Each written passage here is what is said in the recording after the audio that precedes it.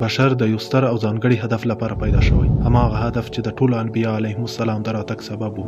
هماغه حقیقت چې خلک د هغې په خاطر له خپلو کورونو ویستل شول. هماغه پیغام چې د حق او باطل ترمنځ کرښه وګرځېده.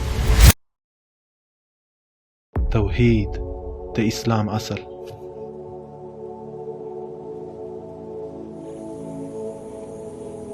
دا کلمه د وحدت څخه اخیستل شوې چې معنا یې د یووالی. توحید مصدر دی په عربي کې چې په انګلیسي کې هغې ته جراند ویل کېږي، نو بیا په نوم بدلیږي، یعنې د الله تعالی یو ګڼل. د اهل سنتو علماو له نظره دوی د الله تعالی په نومونو او صفاتونو باندې ایمان لري لکه څنګه چې راغلي دي، بغیر له کیفیت، تشبیه، تمثیل او تعطیل څخه. اهل علم توحید په دریو مشهورو برخو ویشلی دی چې د ربوبیت توحید، د الوهیت توحید او د نومونو او صفاتونو توحید. د ربوبیت توحید یعنی الله متعال په دې کې یو ګڼل چې دا ټول مخلوقات یوازې یوه الله پیدا کړي دي، لکه باران وریدل، یخني یا ګرمي راتلل، یا الله تعالی په خپلو کړنو کې یو ګڼل، لکه رزق ورکول، خلق کول او داسې نور. لکه څنګه چې الله متعال فرمایي الله د هر شي پیدا کوونکی دی او هغه د هر شي سرپرست دی. او په بل ځای کې الله متعال فرمایي ستاسو رب هغه دی چې اسمانونه او ځمکه یې پیدا کړي دي.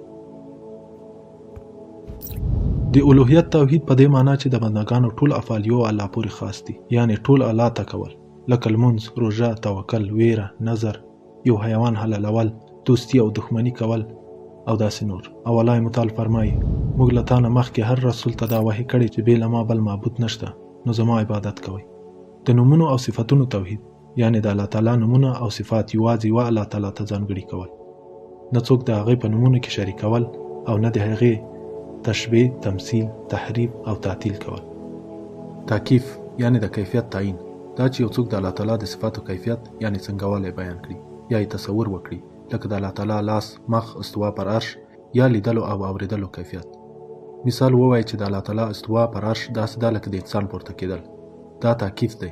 داسې عقیده لرل حرام دي، ځکه الله متعال په قرآن کریم کې فرمایي هیڅ شی د هغه په شان نه دي. تعطیل د الله تعالی د صفاتو یا نومونو نه انکار کول یا له ظاهري معنا څخه خالی کول، لکه داسې عقیده د معتزله و ده. دا هم باطل او حرام دي، ځکه الله متعال په قرآن کریم کې فرمایي هغوی په رحمان ذات کافر دي، یعنی د نوم یا صفت انکار کوي. تشبیه د الله تعالی صفات د مخلوق د صفات سره تشبیه کول یا ویل چې دا صفات د انسان په شان دي، دا هم حرام او باطل دی. تمثیل یعنی مثال ورکول، یا دا چې صفات یې د یو خاص مخلوق په څیر تعریف کول، لکه د الله تعالی اوریدنه یعنی سمیع صفات د انسان د غوږو په شان. دا هم باطل او مردود دی، ځکه الله متعال په قرآن کریم کې فرمایي نو الله تعالی ته مثالونه مه ورکوئ.